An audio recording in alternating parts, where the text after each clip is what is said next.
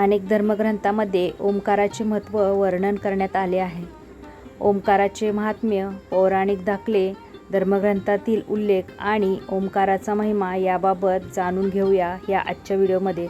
तर हा व्हिडिओ तुम्ही अजिबात स्किप न करता शेवटपर्यंत नक्की पहा आणि व्हिडिओ आवडल्यास व्हिडिओला एक लाईक जरूर करा.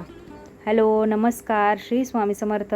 मी रेश्मा तुम्हा सगळ्यांचं रेश्माच्या दुनियादारीमध्ये पुन्हा एकदा स्वागत करते. भारतीय संस्कृतीमध्ये आराध्याचे पूजन, नामस्मरण, उपासना, आराधना करण्याची प्राचीन परंपरा आहे. यासाठी मंत्र, स्तोत्र यांचे पठण केले जाते. बहुतांश मंत्राची सुरुवात ही ओमने केली जाते. मंत्राच्या बाबतीत बोलायचं झालं तर तो जेवढा लघु आणि सूक्ष्म असतो तितका म्हणायला सोपा आणि अधिक ताकदीचा असतो असे सांगितले जाते. छोटा मंत्र असल्यामुळे म्हणताना मनाची एकाग्रता वाढते आणि मंत्र जास्त परिणामकारक होतो. हा प्रवास जडकडून सूक्ष्मतेकडे जाणारा असतो. म्हणून ओंकाराने आपल्या सर्व शरीरात प्रेरणेचा संचार होतो असे म्हटले जाते. विश्वाची उत्पत्ती करण्यासाठी ब्रह्मदेवानी 12 वर्ष ओंकाराची तपश्चर्या केली होती. ओम किंवा प्रणव हे सगळ्या मंत्राचे पहिले बीजाक्षर आहे. हे बीजाक्षर सगळ्या बीज मंत्राचा शिरोमणी आहे असे मानले जाते. एका ओम अक्षरामध्ये 3 अक्षरांचा समावेश होतो.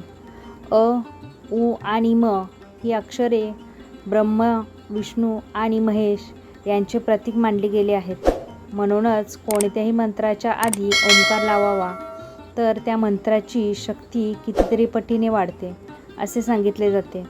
ओंकार हा 3.5 मंत्राचा बनलेला असतो. श्रीकृष्णाने सांगितलेल्या भागवतेनुसार ओम उच्चाराने व्यक्तीला पुण्यप्राप्ती होते.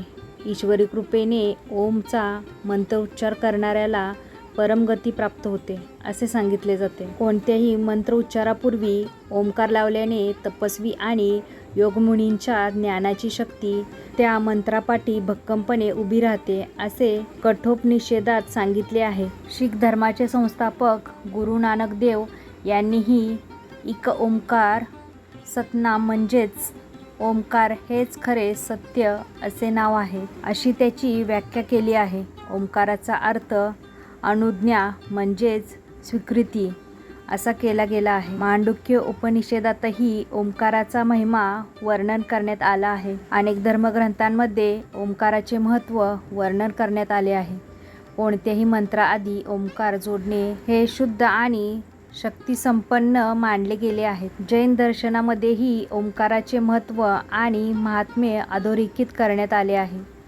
महात्मा कबीर यांनी ओंकाराचे महत्त्व जाणून त्यावर आख्यायिका रचल्या आहेत. ओंकारातील अ या अक्षराच्या उच्चाराने ब्रह्मदेवाचे स्मरण होते.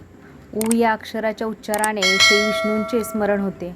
म या उच्चाराने शिवाचे स्मरण होते अशी मान्यता आहे. हे बीजाक्षर अ, उ आणि म या वेगवेगळ्या अक्षरांनी तयार झालेले असले तरीही तिन्ही अक्षरे कुठंही न थांबता सलगपणे म्हणावी असे सांगितले जाते. ओंकारातील आद्य स्वर उच्चारल्यास आपणास मूलध्वनीचा आभास होतो.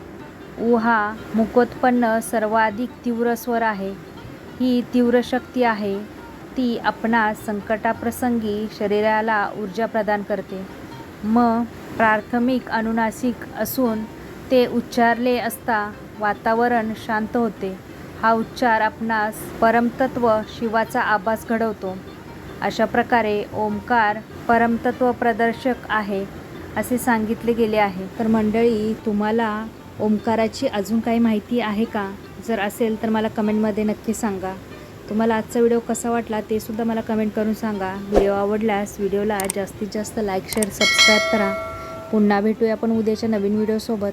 तोपर्यंत सगळ्यांना श्री स्वामी समर्थ. जय जय स्वामी समर्थ.